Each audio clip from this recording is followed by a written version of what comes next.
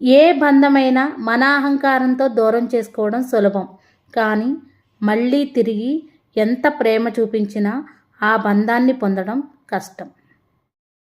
గుర్తుంచుకోండి, కోపంగా మనల్ని వదిలి వెళ్ళేవాళ్ళు ఏదో ఒక రోజున తిరిగి వస్తారు. అదే మౌనంగా మనల్ని వదిలి వెళ్ళేవాళ్ళు ఎప్పటికీ తిరిగి రారు. మనం చేసే పాపం అప్పు లాంటిదే, ఏదో ఒక రోజు వడ్డీతో సహా తీర్చాల్సిందే. చేసే ప్రతి పుణ్యం పొదుపు ఖాతా లాంటిది, ఆపదలో ఉన్నప్పుడు ఖచ్చితంగా ఆదుకుంటుంది.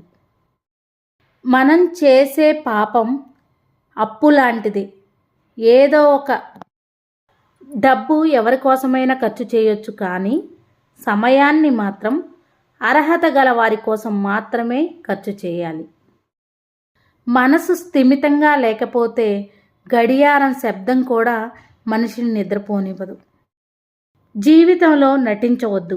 నువ్వు ఎలా ఉన్నావో అలాగే ఉండు. ఎవరినో మెప్పించడం కోసం నటించవద్దు. ఒక్కసారి నటించడం అలవాటు చేసుకున్నావంటే జీవితం మొత్తం నటించాల్సే వస్తుంది. కాబట్టి జీవితంలో ఎప్పుడూ నటించొద్దు. కరెంటు లేనప్పుడు మాత్రమే మనకు కొవ్వొత్తి గుర్తొస్తూ ఉంటుంది. అలాగే కొంతమందికి మనతో అవసరం ఉన్నప్పుడు మాత్రమే మనం గుర్తొస్తూ ఉంటాం. అవసరమైన చోట నువ్వు తగ్గితే నీ విలువ పెరుగుతుంది. అన్ని చోట్ల నువ్వు తగ్గితే నీకే విలువ లేకుండా పోతుంది. బంధం అందంగా ఉండాలంటే నువ్వెంత నేనెంత అని అనుకోకూడదు. మనదే అంతా అంటూ సర్దుకుపోవాలి. ఒకరికొకరు సర్దుకుపోతేనే ఆ బంధం ముందుకు సాగుతుంది. నిజమే కదా? కరెంటు లేనప్పుడు మాత్రమే మనకి కొవ్వొత్తి గుర్తొస్తుంది. అలాగే కరెంటు లేనప్పుడు మాత్రమే మనకి కొవ్వొత్తి గుర్తొస్తూ ఉంటుంది. అలాగే కొంతమందికి మనతో అవసరం ఉన్నప్పుడు మాత్రమే మనం గుర్తొస్తూ ఉంటాం.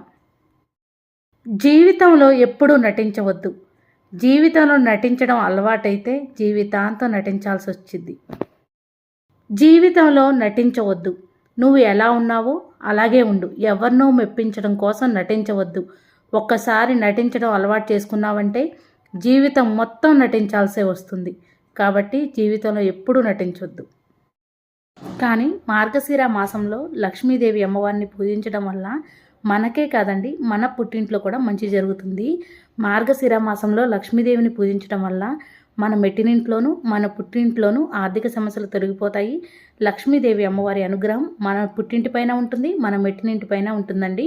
మనం ఈ విధంగా అమ్మవారి పూజ చేసి పుట్టింటికి కూడా హెల్ప్ చేసిన వాళ్ళం అవుతాం.